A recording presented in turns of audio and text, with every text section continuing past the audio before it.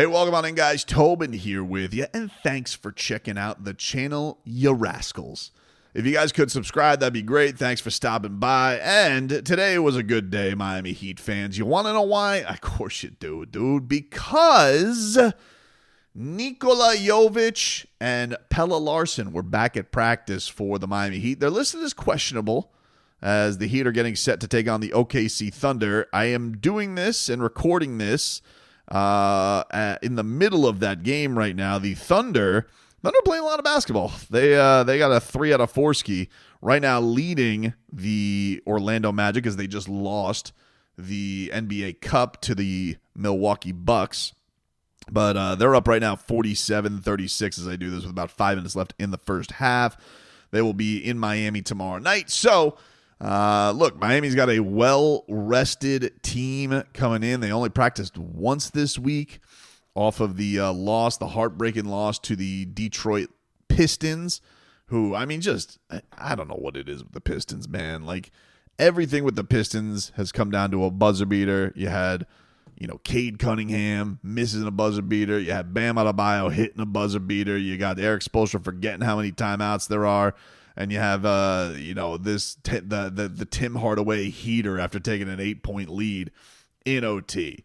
So you wash yourself of that evil Ricky Bobby, and you get yourself ready for the Thunder coming on in. And the good news at practice was you have the return of Kel'el Ware, who's been dealing with an ankle injury, has missed the last handful of games, which is kind of in line with the ascension of Drew Smith. So it will be interesting to see, what do we get to see from Kel'el Ware, because Kel'el Ware was kind of Spo's little delight into the rotation that he sprinkled in there, and then Drew Smith, he's kind of taken that over. We all think that Drew at some point in time is going to get a standard deal. I would assume that's the logical place. Nothing I think has been confirmed nor reported on that. But this is also going to be an interesting time because, you have a team in the Oklahoma City Thunder. They got some size to them.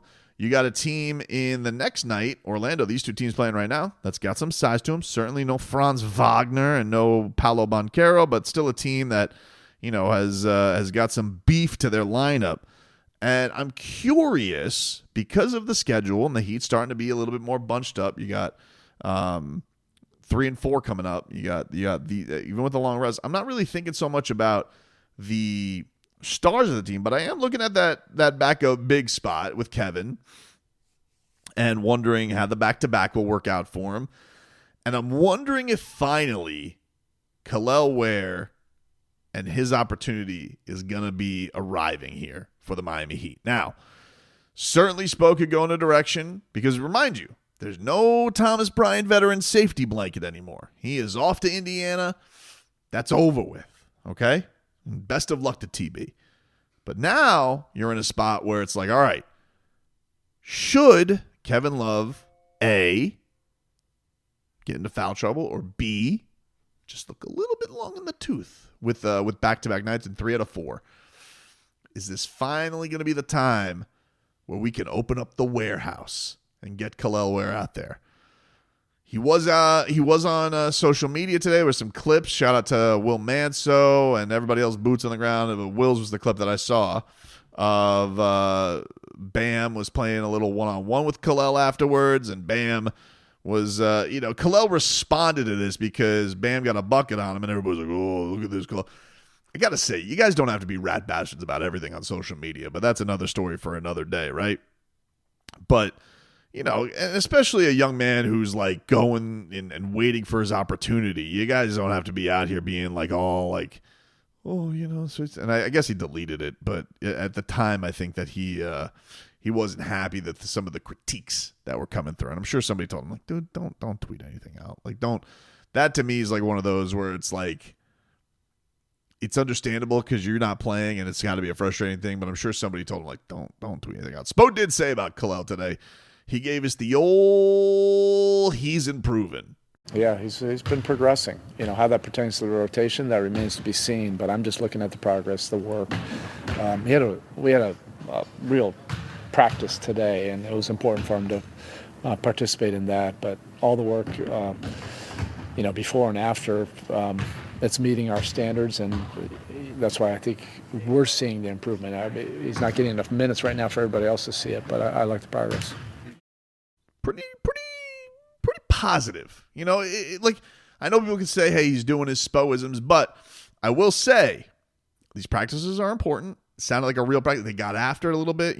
Mind you, they didn't practice yesterday. It looks like there was some kind of team holiday party. Got a little extra rest, gave everybody, a little bit of a cool down this week. And now you're out there and it's like, all right, he gets after it. He has a hard practice. He gets a little extra work with Bam. And Bam was saying with him that he's got to, stick through this process. I mean, he's just understanding the process. It's a marathon, not a sprint at the end of the day, and I think he's starting to understand that. I mean, I always make the joke that I didn't play as a rookie, so obviously, you look at what I've done in my career, and if you would have seen me my rookie year, you'd have been like, "There's no way this kid's gonna be him now." So, like I said, just sticking with the process. All right, so maybe that window is going to be here in the next handful of games. We'll see. Remains to be seen. If it's not, you have Nikola Jović also, unfortunately, after that game against Toronto. What an awesome performance. Goosies galore, seeing Jović, dude, go out there and do his thing. Now, all right, you got some beefier teams coming up here. Could we see a performance with Nico out there and getting Nikola Jović into the fold? Now, will Spo go with him as the backup 5? I don't know. But to me, this is one of the things that I was hopeful to see coming into the season. It is great that Drew Smith is playing awesome. It's great that Pelle is coming awesome. And man, I'm happy to see it. All right, I'm thrilled.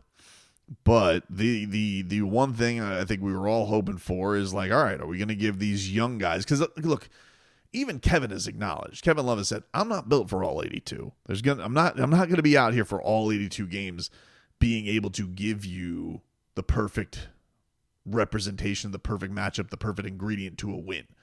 If he's even saying that, then we got to acknowledge. And I think the thing that's I don't say concerning, but I just think that you got to be on alert for is all right, what's going to happen when we get into the playoffs? What if the right matchup isn't there for a series, right? What if there's just a team, if the Heat get to the playoffs, just not a Kevin Love series, right? Like it was with Boston, all right? And not that anybody's a great matchup for Boston, but don't you have to get, in the words of Jameis Winston, although I think he took it from the Bible, don't you have to get the horses prepared for battle? Don't you have to get the big guys out there ready and raring to go to possibly be in a playoff matchup? That's what I want to see, and that's what was so encouraging in the last time Nico was able to get out there before this ankle happened. Now, I did point out that the ankle injury is questionable. He's not available. That it was the same ankle that he hurt this summer. So that's another thing that we do. If you're going to be concerned about anything, hesitant about anything, just keep that in mind, that Jović is letting it be known the ankle that he hurt is the ankle that he was dealing with the summer, that had the bad ankle injury, the fracture. So you do have to keep that in mind. But it was cool, getting to see Kelel out there, and we'll see if this is finally going to be, the run coming up here. Is this because it's a little earlier than when Jović was taking over last year. I would say, Jović was probably a little after Christmas. So we're getting that time. He's in the program. He had that stint in Sioux Falls. Maybe he felt a little bit more comfortable with them. Now, listen, he could be at the G League Showcase right now in Orlando. He's not. He's with the team. And so I think that's I do think there are encouraging things. If they really didn't trust him and they really didn't believe in him, I don't think Thomas Bryant would have been traded. Maybe I'm wrong. I mean, they probably would have had to make a move eventually if they did want to give Drew a contract. But I think that they had to be at a spot where if Spo truly didn't believe in the kid and didn't think that he could swim, because, Bam could get into foul trouble. What if Bam goes out there? He has a game where, hey, Shea caught him on 2 of those herky-jerky pump fakes. Now driving to the hoop. Now Bam's in foul trouble. You going to put Kevin Love out of there? Okay. What about happens when he gets exhausted? Like, you need to be able to trust one of these guys in a situation. And I don't think that they would have traded Thomas Bryant if they weren't willing to accept that. So this is going to be, I think, a fun time. I think it's going to be an interesting time to see if that wrinkle is finally going to be added to the Miami Heat and they can finally go out there and trust in these guys, and see what they can bring to the table when they get to this next wave of the schedule, which is going to be an interesting one. I know Orlando is very, very injured right now. Sucks what they're going through, and it does feel like they've, after Franz Wagner, you lose Paolo, then Franz kind of carried him, and now it's like, all right, well, how much can you take? Like how many blows can you can only survive so much. The Heat have been in that position, man.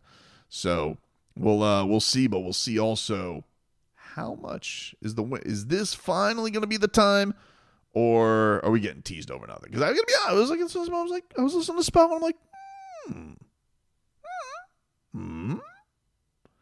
But I'm probably just gonna be sitting there at press row tomorrow, being like, this guy's not playing him again.